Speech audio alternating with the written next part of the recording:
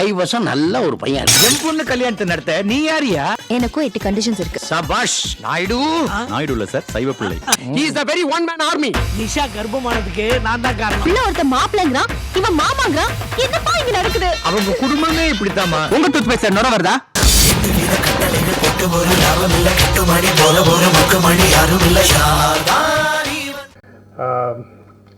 அட்வர்டைஸிங்கில் இருக்கும்போது சொல்லுவாங்க, ஒரு க்ரியேட்டிவ் ரூமில் வந்து ஒரு ஆட் பண்ணும்போது வாக்குவாதமோ ஒரு டிஃப்ரெண்ட் பாயிண்ட் ஆஃப் ஒப்பீனியன் இல்லாமல் ஒரு சண்டை சச்சரவு நடக்கலன்னா ஒரு நல்ல ஐடியா அங்கே உருவாகி கொண்டு இருக்குதுன்னு அர்த்தம் அப்படின்னு சொல்லுவாங்க. அது முழுக்க முழுக்க உண்மை.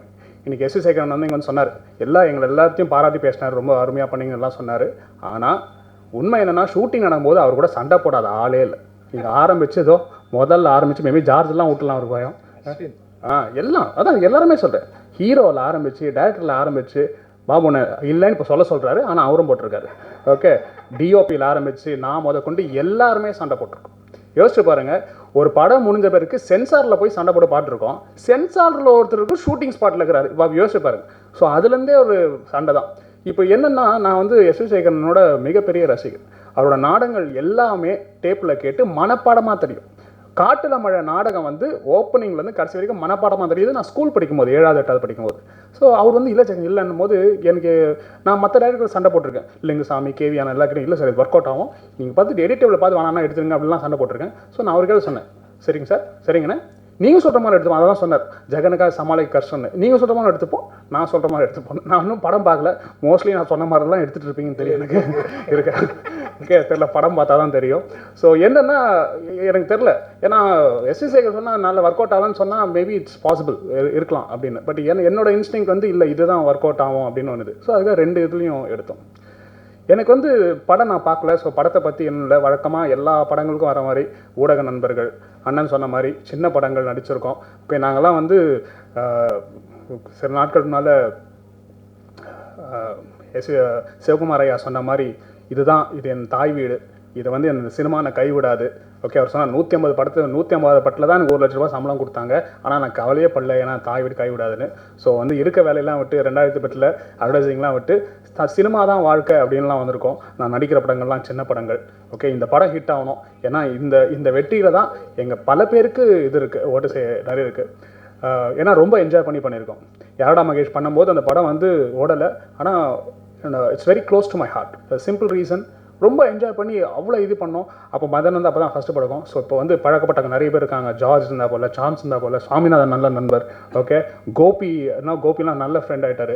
ஸோ இது ரொம்ப ரொம்ப இன்ஃபேக்ட் படத்தில் நீங்கள் பார்த்த காமெடியை விட நாங்கள் ஷூட்டிங்கில் பண்ண காமெடி, நாங்கள் பண்ணதெல்லாம் பயங்கர காமெடி. சந்தோஷ் கதையாக சொல்ல போல், மதன் கதையாக சொல்ல போல். ஆனால் என்ன, கண்டிப்பாக அது இங்கேயே அண்ணன் சென்சார் பண்ணிட்டு ஃபுல்லாகவே கொடுத்துருவாரு, அதனால் சொல்ல முடியாது. நானும் அஸ்வினே பயங்கரமாக கரெக்டாக பண்ணியிருக்கோம். அந்த மாதிரி என்ஜாய் பண்ண ஒரு படம். இந்த படத்தில் what I take home is only memories. இந்த படங்கள் வந்து அஃப்கோர்ஸ் நடிப்பு எங்கள் வேலை, அதை நாங்கள் நல்லா பண்ணமான்னு நீங்கள் தான் சொல்லணும். But I think I earn some good friends. Babu அண்ணன் எங்கள் படத்தோட எக்ஸிக்யூட்டிவ் ப்ரொடியூசர். அவர் யாருனே தெரியாது, ஆனால் படம் உடும் தெரிவாயில் என்னோட ஒரு நல்ல நண்பர். ஓகே, ஒரு குட் வெல்விஷராக வந்தார். அண்ணன் உங்களை மீட் பண்ணதில் ரொம்ப நன்றி, தேங்க்யூ. அடுத்து சென்னைக்கு வந்து சின்ன வயசில் உன்னோட மெமரிஸ் எல்லாமே ரொம்ப ஸ்ட்ராங்காக இருக்கும். சென்னை பார்த்த நீங்கள் மவுண்ட் ரோட், அந்த மாதிரி மணல் கயிறு படத்தோட ஹோர்டிங் டேராப்போர் டவர்ஸ் கீழே இருந்ததுன்னு நினைக்கிறேன், இஃப் ஐ எம் ரைட், கரெக்டாக? ஏன்னு தெரில, அப்போ நான் என்ன கிளாஸ் படிச்சுன்னா கூட ஞாபகம் இல்லை, ஆனால் அந்த ஹோர்டிங் நல்லா ஞாபகம் இருக்குது. எஸ்.வி. சேகரனும் அவங்க ஹீரோயின் பேர் தெரில, சாந்தி கிருஷ்ணா, ஒரு கயிறில் கட்டி நடுவில் நிற்பாங்க. அது சின்ன வயசில் அந்த பதிஞ்சுது. அப்போ வந்து நான் சினிமாவுக்கு வருவான்னு கூட தெரில, ஆனால் அந்த படத்தோட சீக்குவலில் நான் நடிக்கிறேன். It's a very surrealist experience. எத்தனையோ விசு படங்கள் பார்த்துருக்கோம், ஆனால் அவர் கூட உட்காந்து அவர்கிட்ட கேள்விகள் கேட்டு, இந்த மணல் கயிறு டைட்டில் யார் வச்சா, ஏன்னா சினிமாவில் வந்து இப்போ டைட்டில் தான் பெரியது, யார் வச்சா, ரொம்ப பிரமாதமாக இருக்குது, மணல் கயிறில் திரிக்கவே முடியாது. அப்போ சொன்னால் அது கே. பாலச்சந்தர் வச்சது, அது அவரோட ஐடியா தான் அப்படின்னாரு. ஸோ இந்த மாதிரி ஜாமாவான் கூடலாம் வந்து கேட்கவே முடியாத கேள்விகள்லாம் பக்கத்தில் உட்காந்து கேள்வி கேட்டு அவங்களோட அபிப்பிராயங்களை தெரிஞ்சுக்கிறதுக்கான ஒரு நல்ல வாய்ப்பு அமைஞ்சது. Okay, and thanks to Sekar அண்ணன். ஃப்ளட் டைமில் அவர் சொன்னால் ரொம்ப பரபரப்பாக ஓட்டிருக்கோம். நான் தான் ஐ வாஸ் வாலண்டியர் பண்ணிட்டு இருந்தேன். அப்போ ஒரு கட்டத்தில் ஏதோ படும்போது, டேய் நேற்று உன் படம் யாடா மகேஷ் பார்த்தேன்டா அப்படிங்களா, நான் இப்போ தான் பார்த்தேன், என்னடா ஆரம்பித்து முடிஞ்ச வரைக்கும் ஃபுல் டபுள் மீனிங்லேயே பண்ணிக்கிற பாயிண்ட் ஐயோ அப்படின்னாரு. நான் சொன்னேன், அதில் வெறும் நடிகன் நான் தான், எழுதினதெல்லாம் மறந்து அவர் சொன்னது தான் எழுதினேன், எந்த இதுவும் இல்லை அதான் அவனை வச்சு இன்னொரு படம் ட்ரை பண்ணிகிட்ருக்கேன் அப்படின்னாரு. ஸோ நான் கேட்டு போயிட்டேன். ஏன்னா இந்த மாதிரி நிறைய பார்ட்டியில் ஃபிலிம் கெட் டுகெதரில் ஃபிலிமரில் எல்லாரும் சொல்லுவாங்க, பிரமாதமாக பண்ணுறீங்க சார், செம்ம டைமிங் வந்து சூப்பராக பண்ணுறீங்க, கூடிய சீக்கிரம் ஒர்க் பண்ணுவோம் அப்படின்னு ஆடியோ லான்ச் சொல்லுவாங்க. அப்படின்னு சொல்லிட்டு எப்போ சார்னா சந்தானம் டேட்டு கட்சணுன்னுவாங்க. சார் இப்போ எங்கள் சொன்னீங்களா ஆடியோ லான்ச்சுக்கு உங்களை ஹோஸ்ட் பண்ண கூப்பிட்றோம் அடப்பாங்க அப்படின்னு சொல்லிட்டு. ஏன்னா நிறைய பார்ட்டி இந்த மாதிரி சொல்கிறாங்க, யாருமே எனக்கு கூப்பிட்டதே இல்லை. இந்த உண்மை. ஸோ அந்த மாதிரி தான் நானும் நினச்சேன். பட் கூப்பிட்டு வாய்ப்பு கொடுத்தாரு. அப்போ அவர்கள் சொன்னேன், இது மதன் படம், என்ன இருந்தாலும் கண்டிப்பாக நான் பண்ணுவேன், எனக்கு ரோல் கூட தெரில, கண்டிப்பாக நான் பண்ணுவேன். நான் என்னது I don't want miss this ஆப்பர்ச்சுனிட்டின்னு, இன்ஃபேக்ட் நான் கேட்டு வாங்கின ஆப்பர்ச்சுனிட்டின்னு நினைக்கிறேன். ஓகே, மேபி தெரில, நான் கொஞ்சம் சம்பளம்லாம் அதிகமாக கேட்டிருந்தேன், வேணா மாத்திரான்னு சொல்லி மாற்றிட்டு இருப்பாருன்னு நினைக்கிறேன். நான் first I want do this movie. ஏன்னா இன்னொன்று என்னென்னா, சம்வேர் ஒரு நான் நடித்த நிறைய படங்கள் ஃபஸ்ட் ஒன்று எல்லாமே பெரிய ஹிட். கேவியானதை தவிர்த்து ஃபஸ்ட்டு பண்ண, அதுக்கப்புறம் செகண்ட் அடுத்த படம் போகும்போது டேரக்டர்ஸ் யாருமே எனக்கு கூப்பிடுறதே இல்லை. So thanks Madhan. Okay, first படம் முடிச்சு செகண்ட் படமும் எனக்கு கூப்பிட்டுருக்கேன். இது கேட்குற என்னோடய ஃப்ரெண்ட் டேரக்டர்ஸ் எல்லாருமே ஃபஸ்ட்டு படமும் எல்லாம் நான் நடித்த படம் ஃபஸ்ட் படம் எல்லாமே ஹிட் தான் அவங்களோட. ஆனால் அடுத்த படத்துக்கு ஏன் எனக்கு கூப்பிடலன்னு தெரில, ஒரு சின்ன வருத்தம் இருக்குது. மேபி நான் மேபி நான் இன்னும் கொஞ்சம் பர்ஃபார்ம் பண்ணணும்னு நினைக்கிறேன். எனவே தேங்க்ஸ் மதன் வாய்ப்பு கொடுத்ததுக்கு. அண்ட் குட் ஃப்ரெண்ட்ஸ் அண்ட் என்னோட தோழியோட மாமனார் தான் கொரியோகிராஃபர் அண்ணன். அவரை பற்றி நிறைய கேள்விப்பட்டிருக்கேன், நான் கூட சேர்ந்து ஒர்க் பண்ணதுக்கு. ஓகே, அவங்க கூட பழகினதுக்கு, உங்கள் எல்லாரோடையும் பழகினதுக்கு ஒரு பெரிய this what I take from this movie. Bhaskaran, thank you so much. Chams has always been a good friend, என் ஷோக்கெலாம் வந்திருக்காரு. அண்ட் அஃப்கோர்ஸ் சுவாமிநாதன் வந்து நானும் அவரும் வந்து யாடா மகேஷ் பண்ணாத கலாட்டாக்கு அளவே கிடையாது. ஓகே, தொடர்ந்து செய்கிறதுக்கு வாய்ப்பு கிடச்சிது. And Dharan, thank you. I know you ஒரு அக்வைண்டன்ஸாக தான் தெரியும், பட் இந்த படத்தில் is also become my good friend. This is what I take from this movie and thank you so much. Siva, என்னோட சீன் வரலன்னா அவருக்கு அடுத்து கோவப்படுறது அவங்க மேலே தான் இருக்கும். ஓகே, எனிவே ரொம்ப நன்றி. அண்ட் அண்ணன் சொன்ன மாதிரி ஊடகங்கள், please support a movie and take this movie forward. ரொம்ப நன்றி. சார் சொன்ன மாதிரி இதுக்கு முன்னாடி நான் பண்ண படம் யாரடா மகேஷ், அது கம்ப்ளீட் ஜானரே வேறு, அது adult comedy kind of a thing. So இந்த படம் சார் வந்து எனக்கு கண்ணால் எடுத்துன்னு ஆசையாக டைரக்டர் மணிகண்டன் சார் வந்து என்னை ரெஃபர் பண்ணார். இந்த மாதிரி ஒரு மணல் கயிறு வந்து பண்ண போகிறாங்க, நீ டைரக்ட் பண்ணுறியா அப்படின்னு கேட்டார். நான் சொன்னேன், இல்லை சார், அந்த படம் ஜானரே வேறு, நான் அவங்க யாரடா மகேஷ் நம்ம பண்ணியிருக்கோம், பட் இதோட டோட்டலாக பட் ஹியூமர் இஸ் தேர், பண்ணலாம் அப்படின்னு ஒரு ஐடியாவில் இருக்கும்போது அப்புறம் ரசிஷா சார் பேசினார், இந்த மாதிரி பண்ணுறீங்களா, ஒரு ஆல்ரெடி ஸ்கிரிப்ட் கதை திரைக்கதையெல்லாம் கம்ப்ளீட்டாக எங்களுக்கு இருக்குது, எங்களுக்கு ஒரு நல்ல டைரக்டர் தேவை, பிகாஸ் இது ஒரு யூத்ஃபுல்லாக பண்ணணும் அப்படின்னாரு. நான் சரி கொஞ்சம் எனக்கு பயம், ஏன்னா அது ஒரு மணல் கயிறுங்கிறது வந்து ஒரு கல்ட் கிளாசிக் ஃபிலிம். ஏன்னா ஒரு 34 இயர்ஸ்க்கு முன்னாடி நானே பிறக்கல, அப்போ ஒரு வந்த படம். மினிமம் எனக்கு என்னென்னா ஒரு மணல் கயிறு வந்த ஒரு படத்தை வந்து ஒரு வாட்டி பார்த்தவங்க இருக்க மாட்டாங்க, ஏன்னா எல்லோரும் ஒரு 5 வாட்டி 10 வாட்டி எப்போ ராஜ் டிவியில் எப்போ போட்டாலும் நிறைய பேர் பார்த்து ரசித்த படம். எனக்கு ரொம்ப பிடிக்கும் விசு சாரோட screen play and dialogue. So அந்த மாதிரி ஒரு படத்தை நம்ம பண்ணும்போது எனக்கு ரொம்ப பயம் சார், எனக்கு அது எப்படி பண்ணுறது, ஏன்னா அது ஒரு சில படங்கள்லாம் ரீமேக்கே பண்ணக்கூடாது, அந்த ஒரு இதை வந்து நம்ம கண்டிப்பாக அவுட்புட் கொடுக்க முடியாது. அப்போ அவர் சொன்னார், இல்லை இது ரீமேக் இல்லை, இதை வந்து நம்ம வந்து பார்ட் 2 மாதிரி எடுக்கிறோம், அதில் வந்து ஒரு பையன் கண்டிஷன் போடுவான், இதில் ஒரு பொண்ணு கண்டிஷன்ஸ் போடுவாங்க. தென் வரக்கு முன்னாடியே சார்கிட்ட ஒரு கம்ப்ளீட் பவுண்டட் ஸ்கிரிப்ட் எல்லாமே இருந்துச்சு. இதை வந்து கொஞ்சம் உள்ள கண்டென்ட் வச்சு பண்ணும்போது சரி, ஆல்ரெடி என்னென்னா இதில் Visu sir then S Sekar sir choreographer அதே இதில் பண்ணுறாங்க. அப்போது நான் சொன்னேன், இல்லை சார் கொஞ்சம் நம்ம ஸ்க்ரீன் ப்ளே கொஞ்சம் மாற்றலாம். அப்போது நாங்கள் யாரை மேட்ச் பண்ணுறப்போ Jagan is my good friend, Jagan Saminathan sir, so அவங்க எல்லாம் கண்டிப்பாக இதில் கொஞ்சம் உள்ள ஸ்க்ரீன் ப்ளேயில் போட்டு பண்ணிக்கலாம் சார். அப்புறம் இவர் முதல்ல இந்த சாம்ஸ் ரோல் ஒரு ஃபிக்ஸ் பண்ணி வச்சுருந்தார் சார். அப்போ அந்த கதை சொல்லும் போதே, இல்லை சார் இது சாம்ஸ் பண்ணால் நல்லாயிருக்கும் அப்படின்னு சொல்லி சாம்ஸ் உள்ள வந்தார். ஸோ இந்த மாதிரி நிறைய காமெடி ஆர்டிஸ்ட் எல்லாம் பண்ணி அதுக்கப்புறம் within a month December 5th 15th நான் கமிட் ஆனேன். ஜனவரி 20th ஷூட்டிங் போயிட்டோம். வித்தின் அ மந்த் ஷெட்யூல் எல்லாமே போட்டு டைலாக்ஸு எல்லாம் பண்ணி வித்தின் 35 days படம் கம்ப்ளீட்டாக முடிச்சிட்டோம். ஸோ இன்றைக்கி ஒரு படம் ஜெயிக்கிறதுக்கு உண்டான மெயின் ரீசன் என்னென்னா, ஃபஸ்ட்டு கண்டென்ட், தென் ஒரு நல்ல ப்ரொடியூசர், அதுக்கப்புறம் ஒரு நல்ல ஒரு பேனர் ரிலீஸ் பண்ணுறதுக்கு, தென் வந்து ஒரு பத்திரிகைகள் ஒரு ஊடகங்கள் வந்து அது மக்களுக்கு ஒரு ரீச் ஆகிறது. எனக்கு தெரிஞ்சு இது ஒரு மணல் கயிறோட கண்டென்ட்னு பார்த்திங்கன்னா இது ஆல்ரெடி ஜெயிச்ச படம். மோஸ்ட்லி அது விசு சாரோடைய ஒரு மிகப்பெரிய ஒரு படம். அந்த கண்டென்ட்டை தான் எடுத்து பண்ணியிருக்கோம். தென் அதுக்கப்புறம் பார்த்திங்கன்னா ஒரு ப்ரொடக்ஷன் பார்த்திங்கன்னா தேனாண்டல் ஃபிலிம்ஸ் வந்து ஒரு மிகப்பெரிய ஒரு ப்ரொடக்ஷன் கம்பெனி. ஸோ ரிலீஸ் சைடும் அவங்க டிஸ்ட்ரிபியூஷன் சைடும் அது கண்டிப்பாக மேக்ஸிமம் நம்பர் ஆஃப் தியேட்டர்ஸை ஸ்க்ரீன் பண்ணுவாங்கன்னு எனக்கு நல்லா தெரியும். தென் இதுக்கு பத்திரிகையாளர்கள் உங்களோட சப்போர்ட் எங்களுக்கு கண்டிப்பாக தேவை. ஏன்னா இப்போ ஒரு ஃபேமிலி ட்ராமாஸ் வந்து பார்த்திங்கன்னா எனக்கு வி சேகர் சார் படம் ரொம்ப பிடிக்கும். எப்போ போயிட்டாலும் நம்ம எல்லாருமே ரசிக்கிற மாதிரி படங்கள். இப்போ வந்து பார்த்திங்கன்னா இப்போ ஹியூமரும் வந்து வேறு மாதிரி போயிடுச்சு. ஒரு ஹாரர் காமெடி நிறைய வருகிறது. சூதுகவும் அந்த மாதிரி ஒரு டிஃப்ரெண்ட்டான ஒரு ஜானர் வருது. நிறைய யங் டேரக்டர்ஸ் இப்போ நிறைய வராங்க. ஹியூமர் வந்து முண்டாசுப்பட்டி இப்படி ஒரு ஃபிலிம்ஸை வந்து இப்போ ஹியூமரை நியூ டேரக்டர்ஸ் வரப்போ அந்த ஹியூமரோட பேட்டர்னும் மாற்றுறாங்க. ஸோ இது ஒரு கண்டென்ட் பார்த்திங்கன்னா எஸ்.வி. சேகர் சார் அவர் வந்து லைக் ஒரு இந்த ட்ராமா பார்த்திங்கன்னா அவங்களுக்கு ஒரு ஹியூமர் இருக்கும். இம்மீடியட்டாக ஸ்பான்டேனியஸாக அவர் சொல்லுவார். யாராவது ஒரு தப்பு பண்ணால் கூட அந்த இம்மீடியட்டாக பண்ணி அவர் ஸ்பான்டேனியஸ் பண்ணிடுவாங்க. ஏன்னா இது விசு சாரோட மணல் கயிறாக இருந்தாலும் இந்த இதில் கதை திரைக்கிறது எல்லாமே எஸ்.வி. சேகர் சார் பண்ணியிருக்காரு. ஸோ அவரோட ஸ்பான்டேனியஸ் இருக்கும். ஸோ இது எல்லாம் கலந்து இது ஒரு பக்கா ஒரு ஃபேமிலி ட்ராமா. ஸோ இந்த படம் சென்சார் ஆகிட்டு வெளியே வந்தவொடனே சொன்னார், மதன் எப்படியோ ஒரு யூசர்டிஃபிகேட் படம் உங்கள் வாழ்க்கையில் பண்ணிட்டீங்கன்னு நினச்சிக்கோங்க அப்படின்னாரு. ஏன்னா எந்த டைலாக் என்னென்னா அவரே ஃபஸ்ட்டு சென்சார் பண்ணிவிடுவார். அதில் நானும் ஜெகன் எல்லாம் டைலாக் எல்லாம் எழுதியிருந்தாருன்னா ஃபஸ்ட்டு இதெல்லாம் வேணான்ட்டுருவார். இல்லை சார் இது வேணாம் இது வேணாம். அப்புறம் நான் யோசிச்சா இருப்பேன், என்ன சார் டைலாக் இல்லை இது வேண்டாம் மதன் அப்படின்னு. ஆனால் அதுக்கப்புறம் தான் எனக்கு தெரிஞ்சுது. ஏன்னா எல்லாம் இவர் சென்சார் பண்ணி அங்கே கொண்டு போய் சென்சார் போனப்பே ஒரு நிறைய கொஸ்டின்ஸ் ரைஸ் ஆச்சு. அப்போ நினச்சேன் சார் யூசர்டிங்கிறப்போ அங்கேயே இதெல்லாம் அவாய்ட் பண்ணி தான் வந்தார். ஸோ அப்போது அது கரெக்டுன்னு எனக்கு அப்போ நான் ரியலைஸ் பண்ணேன். ஸோ கண்டிப்பாக இது கண்டிப்பாக ஒரு ஃபேமிலி என்டர்டெய்னராக வந்திருக்கு. தென் இதோட மியூசிக் டைரக்டர் வந்து தரன் 4 சாங் பண்ணார். நாமுத்துக்குமார் சார் ரிலீஸ் பண்ணார். ஸோ நான் சார் சொன்ன மாதிரி அவரை கண்டிப்பாக நான் ரொம்ப மிஸ் பண்ணுறேன். ஏன்னா அவன் முதல் படத்துக்கும் அவர் தான் எல்லாம் சாங்கை எழுதி கொடுத்தாரு. ஒரு நல்ல ரிலீஸ் ரைட்டர் வந்து கண்டிப்பாக தமிழ் இண்டஸ்ட்ரி என்ன மாதிரி ஒரு புது டேரக்டர்ஸ்க்கு நிறைய யங் டேரக்டர்ஸ் வந்து அவர் வந்து சில ரிலீஸ் எல்லாம் வந்து இந்த டேரக்டர் கொடுக்கணுன்னுலாம் யோசிச்சே இல்லை. அவருக்கு அன்றைக்கி என்ன மூடில் இருக்காரோ அன்றைக்கி அந்த சிச்சுவேஷன் எப்படியோ அதுதான் வந்து அவரோட லிரிக்ஸ் இருக்கும். இல்லை வாங்கி வச்சுட்டு சில 2 நாள் கழிஞ்சு தரேன் அந்த மாதிரிலாம் பண்ண மாட்டார். பட் இன்றைக்கி அவர் இல்லாத நமக்கு ஒரு மிகப்பெரிய இழப்பு. தென் சினிமாட்டோகிராஃபர் கோபி ரொம்ப நல்லா பண்ணியிருந்தார். இனிமேல் இப்படி தான் பண்ணியிருந்தார். இப்போ சார் ஆல்ரெடி அவரை கமிட் பண்ணியிருந்தாங்க. இந்த படம் பண்ணும்போது எங்களுக்கு நல்ல ஒரு, ஏன்னா கேமராமேன் டேரக்டரும் கண்டிப்பாக எப்போவுமே ஒரு ஃபேவரில் இருந்தால் தான் படம் நல்லா வரும். ஸோ அந்தபடி எனக்கு நல்ல ஒரு அமைஞ்சார். Then George and Jagan is my good friend. யாரடா மகேஷில் பார்த்துருப்பீங்கன்னு நினைப்பீங்க. அதில் அவரோட from the beginning to the end வந்து ரொம்ப நல்லா பண்ணியிருப்பார். Then Chams and Swaminathan sir இதில் புதுசாக கூட வந்து ஒர்க் பண்ணியிருக்காங்க. எனக்கு சாமிநாதன் சாரோட காமெடி ரொம்ப ரொம்ப பிடிக்கும். ஸோ இதுலேயும் நல்லா பண்ணியிருக்காரு. கண்டிப்பாக இது ஒரு கம்ப்ளீட் ஒரு ஃபேமிலி என்டர்டெய்னராக இருக்கும். இதில் முக்கியமாக என்ன ப்ரொடக்ஷன் கண்ட்ரோல் எதுனா பாபு சார் தான். அவர் தான் இந்த படத்தை ஸ்டார்டிங்லேருந்து எண்டு வரைக்கும் இந்த படத்தை ஃபுல் ட்ராவலிங்கில் இருந்தார்.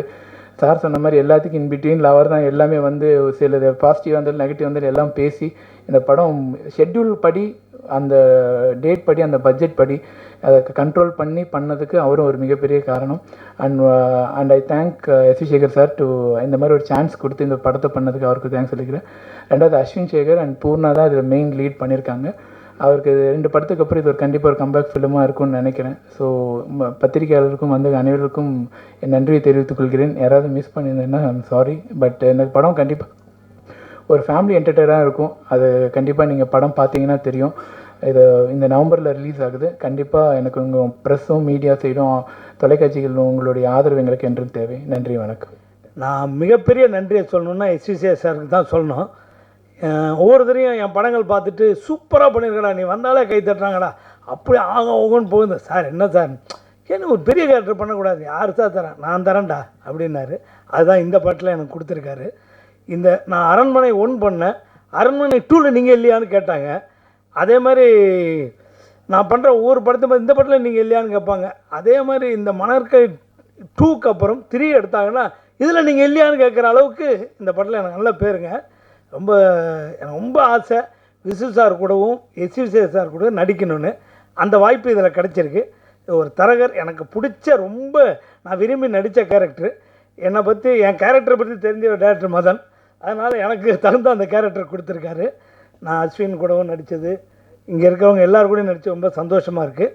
உங்கள் எல்லாரையும் திரும்ப நான் வேண்டி கேட்டுக்கிறது, இந்த படம் சக்ஸஸ் ஆகணும், உங்கள் கையில் இருக்குது.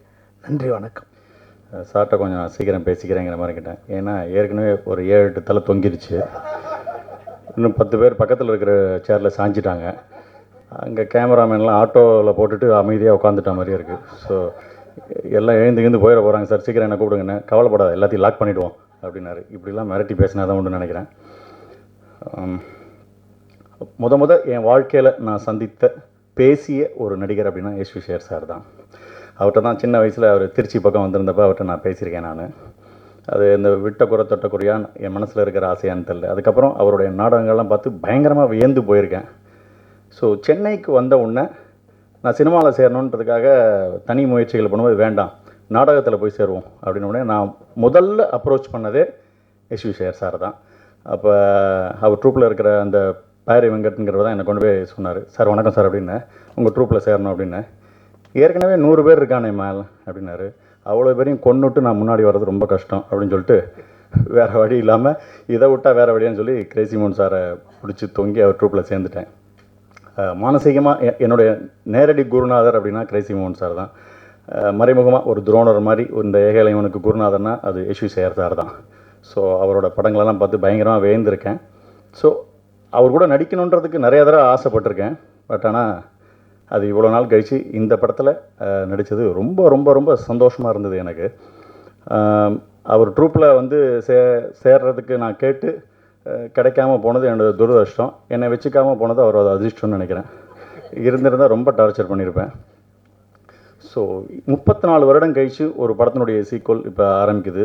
அந்த படத்தில் நடித்த அத்தனை நடிகர்களும் குறிப்பாக Visu sir, SV Sekhar sir, Kuriakose Ranga sir எல்லாம் நடிக்கிறாங்க. அவங்க கூட நான் நடிக்கிறதே பெரிய பாக்கியமாக நினைக்கிறேன். நான் பார்த்து வேந்த அந்த லெஜெண்ட்ஸுகளோடு நான் திருப்பி நடிக்கிறேன் அப்படிங்கிறது எனக்கு மிகப்பெரிய சந்தோஷமாக இருந்தது. அந்த பழைய படத்தில் வந்து மாப்பிள்ளை வந்து 8 கண்டிஷன் போடுவாங்க. இந்த படத்தில் வந்து பொண்ணு 8 கண்டிஷன் போடுவாங்க. ஆக்சுவலாக அந்த பொண்ணு போட்ட 8 கண்டிஷனுக்கு ஓகே ஆன ஆள் நான் தான். நியாயமாக பார்த்தா எனக்கு தான் பூர்ணாவை கல்யாணம் பண்ணி வச்சுருக்கணும். பையனை வச்சு படம் எடுக்கிறேன்னு சொல்லி அவர் கல்யாணம் பண்ணி வச்சுருக்காரு சார்.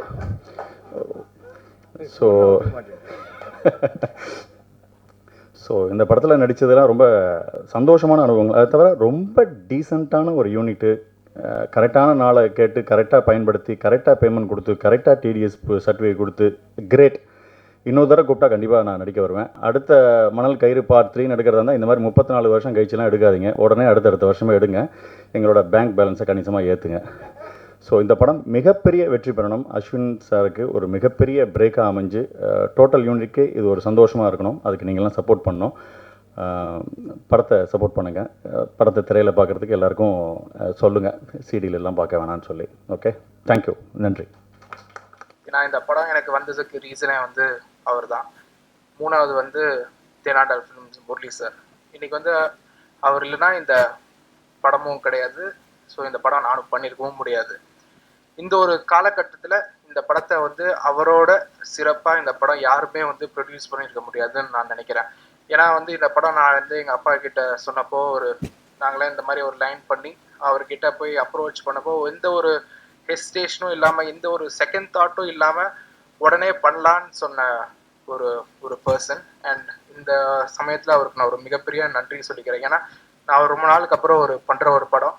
அண்ட் 2 படம் பண்ணேன். அதுக்கப்புறம் ஒரு பெரிய ரெக்கக்னிஷன் கிடையாது. ரொம்ப நாள் படம் பண்ணல. நிறையா பேருக்கு என் எஸ்வி சேகர் பையனா என்ன ஞாபகம் வச்சுருப்பாங்க. நான் இந்த படம் பண்ணியிருப்பேனா இல்லை நான் இந்த படம் நடிச்சிருக்கேனான்னு சில பேருக்கு வந்து தெரியும், சில பேருக்கு வந்து தெரிஞ்சிருக்காது. அதனால ரொம்ப கிரிட்டிசிசம்க்கு அப்புறம் நிறையா ஒரு ஃபாலுக்கு அப்புறம் தான் வந்து இந்த படம் நான் பண்ணியிருக்கேன். ஒரு லாங் கேப்புக்கு அப்புறம். அந்த மாதிரி பண்ணும்போது எல்லாருமே இந்த மணல் கயிறுங்கிற ஒரு படம் நான் வந்து பண்ணுறேங்கும்போது எல்லாருக்குமே ஒரு எதிர்பார்ப்பு இருக்கும். அண்ட் எனக்கு ஒரு மிகப்பெரிய ஒரு ஆப்பர்ச்சுனிட்டி. ஏன்னா இப்போ வந்து முன்ன மாதிரி ஒரு 20 படம் பண்ணி நம்ம வந்து நம்மளை ப்ரூவ் பண்ணிக்கலாம், ஒரு 5 படம் பண்ணி நம்ம ப்ரூவ் பண்ணிக்கலாங்கிற மாதிரி கிடையாது. இன்றைக்கி வந்து ஒரு படம் தான் பிடிச்சா பார்ப்பாங்க, பிடிக்கலன்னா ஃபேஸ்புக்கில் திட்டிட்டு வெளியே போயிடுவாங்க. ஸோ அந்த மாதிரி ஒரு சுச்சுவேஷன் இப்போது. ஸோ அந்த மாதிரி இருக்கும்போது இந்த படம் ஒரு நல்ல ஒரு ஃபேமிலி என்டர்டெயின்மெண்ட். ஏன்னா ரொம்ப நாளுக்கு அப்புறம் ஒரு படம் பண்ணுறதுனால நம்ம யாருன்னு ஜனங்களுக்கு தெரியணும், நம்ம படம் வந்து அவங்க மனசில் நிற்கணும், ஒரு ஃபேமிலியாக வந்து எல்லாருமே வந்து பார்த்து என்ஜாய் பண்ணணும். ஸோ அந்த மாதிரி ஒரு படம் பண்ணோன்னு நான் நினச்சேன். அண்ட் எல்லாமே கரெக்டாக வந்தது. ஸோ அப்பா வந்து விஸ்வ சார் கிட்ட சொன்னார். ஸோ விஸ்வ சார் எப்போவுமே சொல்லும்போது இந்த படம் வந்து அஸ்வினுக்கு வந்து இந்த படம் ஒரு பெரிய ப்ளஸ்ஸாக இருந்தால் இந்த படம் நான் கண்டிப்பாக பண்ணுறேன்னாரு. ஸோ இன்றைக்கி அவர் வர முடியல. அவருக்கு ஒரு மிகப்பெரிய நன்றி சொல்லிக்கிறேன். ஏன்னா யாருமே வந்து மற்றவங்க ஒரு வேற ஒருத்தரோட பையன் வந்து நல்லா வரணுங்கிற வந்து நினைப்பாங்களே எனக்கு தெரியல. ஆனால் ஒரு இன்டர்வியூலும் வந்து விசு சார் வந்து அஸ்வினுக்கு வந்து இந்த படம் ஒரு பெரிய பிரேக்காக இருந்தால் நான் ரொம்ப சந்தோஷப்படுவேன் அப்படின்னாரு. ஸோ அவருக்கு வந்து இந்த சமயத்தில் வந்து நான் நன்றி சொல்லிக்கிறேன்.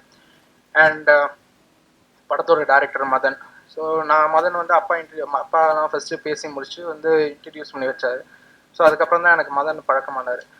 இந்த படம் வந்து என்னதான் ஒரு பெரிய காமெடி படமாக வந்தாலும் இந்த படத்தில் நாங்கள் ஒர்க் பண்ணது ரொம்ப சீரியஸாக, நாங்கள் நிறையா விஷயம் ஃபேஸ் பண்ணி நிறையா நாங்கள் டிஸ்கஸ் பண்ணி தான் இந்த படம் பண்ணியிருக்கோம். இந்த படம் பார்க்கும்போது எல்லாருமே ஜாலியாக இருப்பாங்க. பட் இந்த படத்தோட எஃபர்ட், இந்த படத்தோட எல்லாமே வாட் வி வென்ட் த்ரூ வந்து அது எங்களுக்கு மட்டும்தான் தெரியும். இப்போ படம் நல்லா வந்திருக்கும் போது இப்போ வந்து எங்களுக்கு எல்லாமே ரொம்ப சந்தோஷமாக இருக்குது. அண்ட் இந்த படத்தோட நான் வந்து இன்னொருத்தர் ரொம்ப நன்றி சொல்லணும்னா சேலம் பாபு அண்ணன். எல்லாத்தையும் விட்டுட்டு அவர் வந்து அவர் பையன் மாதிரி என்னை பார்த்து ஸோ எனக்காக வந்து இந்த படத்தில் வந்து ஃபுல்லாக ஒர்க் பண்ணியிருக்காரு. ஸோ அவர் சேலத்துலேருந்து எல்லாத்தையும் அப்பா வந்து கேட்டப்புறம் நான் வரேன்னு சொல்லி இங்கே வந்து ஒரு 35-40 நாள் எங்களோடய ஃபுல்லாக டே அண்ட் நைட் வந்து ஒர்க் பண்ணி நாங்கள் ஷூட்டிங் ஃபஸ்ட்டு போகிறோமோ இல்லையோ 5:30 மணிக்கு அவர் ஃபஸ்ட்டு ஷூட்டிங் போயிடுவார். ஸோ எனக்காக பண்ணி கொடுத்ததுக்கு வந்து அவருக்கு ஒரு பெரிய நன்றி சொல்லிக்கிறேன். அண்ட் இந்த படத்தோட மியூசிக் டைரக்டர் தரன் சொன்ன மாதிரி எனக்கு முன்னாடியே தெரியும். சும்மா ஜென்ரலாக எல்லாருமே நம்ம பேசிக்கிறது தான். நம்ம யாரையாவது சினிமாவில் வந்து உங்களுக்கு யாருக்கிட்டுமே நீங்கள் ரொம்ப ஃப்ரெண்டாகவே இருக்க முடியாது. நம்ம வந்து ஒரு நல்ல ஒரு பீக்கில் இருக்கும்போது நம்ம கூட நல்லா இருப்பாங்க. அதுக்கப்புறம் நம்ம யாருன்னு தெரியாத போது நம்ம தெரியாத மாதிரியே நம்மளை காமிச்சுப்பாங்க. சினிமாங்க அதை எங்கள் அப்பா தான் சொல்லி கொடுத்துருக்காரு. நீ எப்போ ஜெயிக்கிறியோ அப்போ தான் உன் பின்னாடி எல்லாரும் வருவாங்க. அதுக்கப்புறம் அது வரைக்கும் நம்ம கஷ்டப்பட்டுட்டே இருக்கணும் அப்படின்னு சொல்லியிருக்காரு. ஸோ அதுதான் எப்போவுமே என் மைண்டில் இருக்குது. நான் முதல் படம் நல்லா இருக்குன்னு சொல்லும்போது கூட அதுக்கப்புறம் நிறைய பேர் இருந்தாங்க. அதுக்கப்புறம் 2வது படம் சுமாராக இருக்கும்போது இன்னி வரைக்கும் யாருமே என் கூட இருந்தது கிடையாது. என்னோட ஃபேமிலி மட்டும்தான் என் கூட இருந்திருக்காங்க. ஸோ அந்த மாதிரி நானும் தரனும் சும்மா விளையாடும் போது பேசுவோம், தரன் நம்ம ஒரு படம் பண்ணணும்னு. அண்ட் எல்லாம் இந்த படம் ஃபிக்ஸ் ஆகி முடிச்சப்புறம் இந்த மியூசிக் பண்ணோன்னு அப்பா சொன்னேன், இல்லை தரன் தான் இந்த படத்துக்கு மியூசிக் பண்ணணும் அப்படின்னு சொன்னேன். அண்ட் அது கேட்டபோது வந்து he was really happy with the script. And 4 பாட்டு ரொம்ப நல்லா பண்ணி கொடுத்தாரு. அண்ட் அனிருத் ஒரு பாட்டு பாடியிருக்காரு. அவர் வந்து சும்மா பேசும்போது ஒரு நல்ல பெப்பி, நீங்கள் பாட்டு கேட்டிருப்பீங்க, வேற யாராவது வச்சு பேசலான்னு பாடலான்னு வச்சுப்போம். அப்போ தருண் சொன்னார், பிரதர் நான் வந்து அனிருத் கிட்ட நான் பேசியிருக்கேன். அவர் சொன்னார், நீங்கள் என்னைக்காவது ஒன்று படம் பண்ணும்போது சொல்லுங்கள், அவர் உங்களுக்கு நான் வந்து பண்ணி கொடுக்குறேன் அப்படின்னு சொன்னார். ஸோ அவர் அப்ரோச் பண்ணார். And is really very nice gesture. அவர் வந்து எங்களுக்கு வந்து பண்ணி கொடுத்துருந்து எங்களுக்கு ரொம்ப சந்தோஷம். நான் அனிருத்துக்கு நன்றி சொல்கிறேன். அண்ட் முத்துக்குமார் சார் இன்னைக்கு அவர் நம்ம கூட இல்லை. அவர் எழுதின ஒரு வரியும் எங்களுக்கு இன்னும் என் மனசில் இருக்குது. அண்ட் அவர் கூட நான் 3வது படம் இந்த ஃபஸ்ட் டைம் அவர் கூட நான் ஒர்க் பண்ணுறது. ஸோ பாட்டு இந்த வரிகளோட அவர் எங்கள் கூட பேசின வரிகள் தான் வந்து என் மனசில் இன்னும் ஆழமாக பதிஞ்சிருக்கு. அவர் வந்து நிறையா விஷயம் பேசியிருக்காரு, நிறையா சொல்லியிருக்காரு. ஸோ அதெல்லாம் வந்து இந்த சமயத்தில் நான் ஞாபகம் வச்சுக்கிறேன். ரொம்ப நன்றி sir. And cameraman Gopi first எடுத்தோடனே அவர் வந்து சொன்னார், சார் நீங்கள் இந்த வெயிட் லூஸ் பண்ணணும், அப்போ தான் நல்லா இருப்பீங்கன்னாரு. ஸோ முதல்ல எப்போவுமே நான் படம் 2007 இன்னி வரைக்கும் ஆரம்பித்த வரைக்கும் எல்லாருமே வந்து முதல்ல எங்கள் அப்பா கிட்ட சொன்னது வந்து உங்கள் பையன் குண்டா இருக்கான், நல்லா நடிக்கிறேனான்னு சொன்னது கிடையாது, டான்ஸ் ஆடுறேனான்னு சொன்னது கிடையாது, இல்லை நான் நல்லா இருக்கேனா இல்லையான்னு சொன்னது கிடையாது. ஃபஸ்ட்டு எல்லாருமே சொன்னது நான் குண்டா இருக்கேன்னு தான் சொன்னாங்க. ஏன்னா இப்போ அது ஏன் எல்லாருக்குமே அந்த ஒரு மைண்ட் செட்டு, எல்லாருமே வந்து ஒல்லியாக இருந்தால் தான் நடிக்க வருமா, டான்ஸ் ஆட வருமா, சண்டை போட வருமானு எனக்கு அது தெரியல. ஸோ அந்த மாதிரி ஒரு மைண்ட் செட்டில் எல்லாருக்கிட்டுமே சொல்லிட்டு இருந்தாங்க. பட் நானும் நினச்சேன், சரி எல்லாருமே அதுதான் சொல்லிட்டு இருக்காங்க, சரி மேபி நம்ம உடம்பு குறைச்சிடலான்னு சொல்லி ஐ ட்ரைட் மை பெஸ்ட். இந்த படத்துக்காக ஒரு 20 kilos நான் லூஸ் பண்ணேன் நான். ஸோ அது வந்து மதனும் அது இன்சிஸ்ட் பண்ணார், அண்ட் கேமராமேனும் அது இன்சிஸ்ட் பண்ணாங்க. ஆனால் எண்ட் ஆஃப் த டே நம்ம எதாவது கஷ்டப்பட்டால் தான் நமக்கு ஏதாவது ஒரு நல்லது நடக்குங்கிற ஒரு விஷயம் நான் வந்து கற்றுக்கிட்டேன். அண்ட் என்னை அழகாக காமிச்சிருக்காரு கேமராமேன். ஸோ கோபி சாருக்கு ரொம்ப நன்றி. சாங்ஸ் எல்லாம் ரொம்ப நல்லா வந்திருக்கு. இப்போ தரன் சொன்ன மாதிரி தான், நம்ம என்னதான் பாட்டு நல்லா போட்டாலும் அது விஷுவலாக நல்லா எடுத்து கொடுக்கறது வந்து கேமராமேன் தான். So it did a great job. நான் இதை ஓகே பண்ண 2 படத்துலேயே பெஸ்ட் கேமராமேனோட ஒர்க் பண்ணியிருக்கேன்னு நான் நினைக்கிறேன். ரொம்ப சந்தோஷமாக இருக்குது. And editor Siva. ஸோ நாங்கள் கஷ்டப்பட்டதோட அவர் தான் இன்னும் இந்த படத்துக்கு இன்னும் கஷ்டப்பட்டுருக்காரு. எல்லாத்தையும் ஒன்றா சேர்த்து டே அண்ட் நைட்டு 10 மணி 11 மணி 12 மணி எந்த டைமாக இருந்தாலும் திடீர்னு ஃபோன் ஏதாவது ஒன்று வேணா திடீர்னு அவருக்கு ஃபோன் பண்ணிவிடுவாங்க, பிரதர் என்ன ஆச்சு, இது முடிச்சிட்டோம்னா இல்லை உடனே உங்களுக்கு வாட்ஸ்அப் பண்ணிடுறேன்றது, உடனே அதை கம்ப்ரஸ் பண்ணி வாட்ஸ்அப் பண்ணி எல்லாம். ஸோ ஒரு வாட்டியும் ஒரு வெர்ஷன் எடிட் பண்ணும்போது அவர் கேட்டுகிட்டே இருப்போம், பிரதர் படம் எப்படி இருக்குது நீங்கள் சொல்லுங்கள், நீங்கள் தான் சொல்கிறீங்க, நீங்கள் தான் கட் பண்ணுறீங்க, நீங்கள் தான் எப்படி இருக்குன்னு சொல்லுங்கள் அப்படின்னு நான் சொல்லிக்கிட்டே இருந்தேன். ஸோ கேட்டே இருப்பேன். அவர் ஒரு வாட்டியும் அதை சொல்லிக்கிட்டே இருப்பார். ஸோ சிவா ரொம்ப நன்றி. அண்ட் எங்கள் அப்பா சொன்ன மாதிரி அவருக்கு எப்படி அவர் லைஃப்பில் வந்து வசந்தன் அங்கிள் வந்து கைட் பண்ணாரோ அதே மாதிரி தான் எனக்கும் அவர் இன்னி வரைக்கும் கைட் பண்ணிகிட்டே இருக்காரு. ஸோ அவருக்கு ஒரு பெரிய நன்றி. எனக்கு என்னைக்காவது ஒரு பிரச்சனை, நான் ரொம்ப அப்செட்டாக இருக்கேன், ரொம்ப இதுவாக இருக்கேன்னா நான் அவருக்கு உடனே ஒரு ஃபோன் பண்ணிடுவேன். அவர் கூட பேசினாலே நமக்கு ஒரு பெரிய ஒரு பாசிட்டிவிட்டி, நமக்கு எல்லாமே ஒரு கரெக்டாக நடக்கிற ஒரு ஃபீலிங் வந்துடும். அண்ட் ஒன் மோர் திங், எல்லாருமே வந்து நினச்சிக்கிறாங்க ஒரு ஆர்டிஸ்டோட பையனாக இருந்தால் ஜெயிக்கிறது ரொம்ப ஈஸி, அவங்களுக்கு வந்து ஒரு எல்லாமே ரொம்ப ஈஸியாக கிடச்சிடுங்கிறது. அது வந்து ரொம்ப தப்பாக ரொம்ப ஒரு டிஃபிகல்ட்டான விஷயம். அது வந்து எங்களுக்குலாம் ஒரு பெரிய விசிட்டிங் கார்டு தான். பட் அதை நம்ம எப்படி யூஸ் பண்ணுறோங்கிறது எல்லாமே நம்ம கிட்ட தான் இருக்குது. அண்ட் நான் எவ்வளோதான் அப்செட் ஆனாலும் வந்து எங்கள் அப்பா ரொம்ப பாசிட்டிவாக இருப்பார். எனக்கு என் மேலே இருக்கிற நம்பிக்கையோட எங்கள் அப்பாவுக்கு என் மேலே இருக்கிற நம்பிக்கை தான் ரொம்ப ஜாஸ்தி. ஸோ அது எப்போவுமே அவர் வந்து எல்லாருக்கிட்டையுமே சொல்லுவார். அவருக்கு ரொம்ப நன்றி. அண்ட் ஜெகன் ஜார்ஜ், ஸோ இந்த படத்தில் வந்து அவங்க ஃப்ரெண்டாக பண்ணியிருக்காரு. ரொம்ப நல்லா பண்ணியிருக்காங்க. அண்ட் அவங்க கூட ஒர்க் பண்ணது ரொம்ப சந்தோஷம். ஏன்னா ஜெகன்லாம் நிறையா படம் பண்ணிட்டார். என் கூட அவ்வளோ ஈக்குவலாக உட்காந்து பேசிக்கிட்டு ரொம்ப வருஷம் தெரிஞ்ச மாதிரி ஒரு ஃபீலிங் எனக்கு ஜெகன் ஜார்ஜ் எல்லாம். நான் படத்தில் நடிக்கிறவங்களா இருந்திருக்கோம். டேரக்ட் பண்ணுவார். ஒரு ஸ்பூஃப் மாதிரி நாங்கள் பண்ணியிருக்கோம். ஸோ அது எல்லாமே ரொம்ப நல்லா வந்திருக்கு. படத்தோட அசோசியேட் டைரக்டர் சந்தோஷ். ஸோ ஒரு வாட்டி எதாவது முடிச்ச அப்புறம் மதன் வந்து எங்களுக்கு ஒரு சஜஷன் சொல்லுவார். இன்னொரு வந்து சந்தோஷ் வந்து சொல்லுவார், பாஸ் நீங்கள் அந்த மாதிரி பண்ணுங்க பாஸ் அப்படிவார். ஸோ எல்லாருக்குமே ஒரு ரேப்போ ரொம்ப நல்லா இருந்துச்சு. நீங்கள் எப்போவுமே ரொம்ப ஒரு கம்ஃபர்டபுளாக இருக்கும்போது தான் வந்து நீங்கள் ஒர்க் பண்ண முடியும். திடீர்னு ஒருத்தர் வந்து வேறு மாதிரி பேசிட்டு நம்ம அந்த வைப் சரியா இல்லைன்னா அந்த எண்ட் ப்ராடக்ட் வந்து சரியாகவே வராது. ஸோ அதனால் சந்தோஷ்க்கு தேங்க்ஸ் சொல்லிக்கிறேன். அண்ட் கொரியப்போ ரங்கா சார், அவர் வந்து எனக்கு அப்பாவை நடிச்சிருக்காரு படத்தில். அண்ட் ரொம்ப சந்தோஷமாக இருக்கு அவரோட. அவரும் விசு சார் மாதிரி தான். ஒரு வாட்டி சொல்லும்போது இந்த படம் ரொம்ப நல்லா வரும், நீ ரொம்ப நல்லா வருவ அப்படிம்பார். Thank you so much sir. And Sams, படம் பார்த்து ரொம்ப என்ஜாய் பண்ணி நாங்கள் சிரித்தோம். அவரோட போர்ஷன்ஸ் எல்லாமே நம்ம ஷூட்டிங் முடிச்சப்பறம் கேட்பார், ஷூட்டிங் அவ்வளோதான், நான் ஒன்றுமே நடிக்கவே இல்லையே அப்படிம்பார். ஸோ அது வந்து ஆனால் அவர் தான் கிளைமேக்ஸ்லாம் அவர் தான் வந்து கேரி பண்ணிட்டு போகிறாரு. ரொம்ப நல்லா பண்ணியிருக்காரு. அண்ட் படத்தோட ஹீரோயின் பூர்ணா, அதில் நிறையா பேசிட்டே இருந்தோம். ஒரு லீடிங் ஹீரோயின் போடலாமா, அப்புறம் சில பேர் நம்ம கூட நடிப்பாங்களான்னு தெரியாது, பெரிய ஹீரோயின் வந்து என்னோட நடிப்பாங்களான்னு தெரியாது, இவங்க நடிப்பாங்க. ஸோ அந்த மாதிரி இருக்கும்போது அண்ட் பேசும்போது பூர்ணா கிட்ட சொன்னால் அவங்க she was really interested. And அவங்க வந்து அவங்க வந்து பண்ணாங்க. அவங்க வந்து எக்ஸலண்ட்டான ஒரு பெர்ஃபார்மர். அண்ட் அவங்க பேசிக்கலாக ஒரு டான்ஸர்னால நீங்கள் பார்த்தாலே உங்களுக்கே தெரிஞ்சிருக்கும், ரொம்ப நல்லா டான்ஸ் பண்ணியிருக்காங்க. அண்ட் பூர்ணாக்கு congrats. And production manager Bhaskar, ஏதாவது லொக்கேஷன் தெரியலனா ஃபஸ்ட்டு திட்டு வாங்குறது வந்து பாஸ்கர் தான். எல்லா வேலைகளையும் கரெக்டாக பண்ண பாஸ்கருக்கு நன்றி. அண்ட் இவர் விஜய் முரளி சார், ஈவிஆர் மோகன் அங்கிள். ஈவிஆர் மோகன்லாம் அங்கிள் சொல்கிறேன் ஏன்னா நான் பிறந்ததுலேருந்து அவர் என்னை பார்த்துட்டு இருக்காரு. என்னோட எவ்ரி மூவ், என்னோட எவ்ரி லைஃப்பில் எவ்ரி ஸ்டெப் வந்து அவருக்கு தெரியும். ஸோ அதனால் ஈவிஆர் மோகன் அங்கிளுக்கு ரொம்ப நன்றி. சத்யாவுக்கு நன்றி, விஜய் முரளி சாருக்கு நன்றி.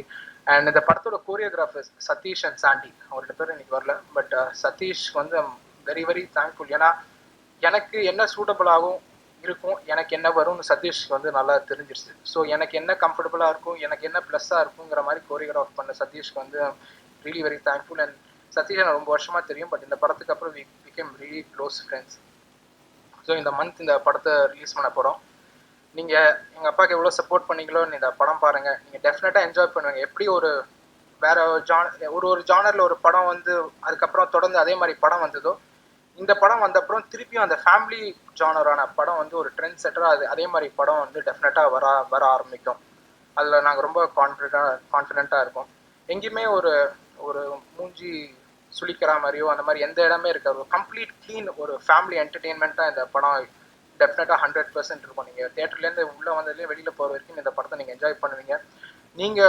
நீங்கள் சப்போர்ட் பண்ணி நீங்கள் எழுதுறதுல தான் வந்து ஜனங்க வந்து தியேட்டருக்குள்ளே வருவாங்க. ஏன்னா இன்றைக்கி வந்து ஒரு சோஷியல் மீடியாவில் வந்து இன்றைக்கி மார்னிங் 11 மணி ஷோ முடிஞ்சுன்னா 11:30 மணிக்கு வந்து யாராவது வந்து ஏதாவது தப்பாக ரிவ்யூ கொடுத்துட்றாங்க. நீங்கள் ரிவ்யூ பண்ணுங்கள், அது வந்து தப்பு இல்லை. ஸோ அந்த படத்தை வந்து அது பூஸ்ட் பண்ணால் அது ரொம்ப பெரிய ப்ளஸ்ஸாக இருக்கும். அதே நீங்கள் வந்து அந்த ரிவ்யூ பண்ணுறவங்க வந்து கொஞ்சம் சுமாராக இருக்குன்னா கூட அடுத்த நிமிஷம் வந்து யாருமே அந்த படத்துக்கு வரமாட்டேங்கிறாங்க. அது நல்ல படமாக இருந்தால் கூட அந்த ரிவ்யூ பண்ணுறவங்க அப்படி சொல்லிட்டாங்க, அதனால் நாங்கள் போக மாட்டோங்கிற ஒரு மைண்ட் செட்டில் இருக்காங்க. ஸோ நீங்கள் அந்த சின்ன படத்துக்கெலாம் கொஞ்சம் நல்லா சப்போர்ட் பண்ணி நல்லா ரிவ்யூ பண்ணிங்கன்னா எங்களுக்குலாம் ரொம்ப சப்போர்ட்ஃபுல்லாக இருக்கும். Thank you so much. தேங்க்யூ. என்ன சொன்னாலும் வேற ஏதாவது தலைப்பு அவங்க போட்டுடுறாங்க, அதான் பயமா இருக்கு. ரஜினி சார் ஆரம்ப கால படங்கள் பார்த்தீங்கன்னாக்க ஃபாஸ்ட்டாக பேசியிருப்பார். ரீவோட படம் வரக்கூடாதா, நீங்கள் வேணா போங்க நான் வரலைங்கிறாராம். ஒரு ஆட்டம் பாம் வந்து வெடிக்கிறதுக்கு முன்னாடி டைம் பாம் செட் பண்ண மாதிரி அவருக்கு ஒரு கேரக்டர் அமைஞ்சுது. 16 வயதில் ரிலீஸ் ஆனதுக்கு அப்புறம் தான் பரட்ட பரட்ட பரட்ட பரட்டான்னு ரஜினி சார் பெரிய ஹிட் ஆனார். இந்த மியூசிக்கை கேள்றான்னு சொல்லி ஒரு கேசட்டை போட்டார். ஜிங் சாக் ஜிங் சாக் ஜிங் சாக் ஜிங் சாக்னு ஒரு ரிதத்தில் ஒன்று போயிட்டு இருந்துச்சு. உடனே நான் சொன்னேன், சார் என்ன சார் இது நர்சரி ரைம் மாதிரி இருக்குது, சிம்பிளாக இருக்கே சார் அப்படின்னேன். சிம்பிளாக இருக்குல்ல, ஆமாம். இப்போ இவர் தான்டா நம்ம படத்துக்கு மியூசிக் டைரக்டர் அப்படின்னாரு. வாங்கினது நான், கொடுத்தது திலீப் என்ற ஏஆர் ரஹ்மான்.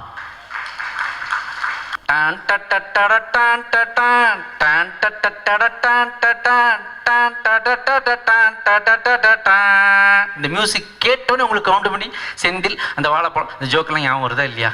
எனக்கு சஞ்சிதா ஷெட்டின்னு வேகமாக வாயில் வராமல் எதோ சொல்லிவிடுவேன். திடீர்னு காஞ்சி போன ரொட்டின்றுவேன். அந்த ரைமிங்கில் ஏதாவது வந்தாலும் சொல்லிடுறது. இதுக்கு கை தட்டலைன்னா எதுக்கு தட்டுவீங்க?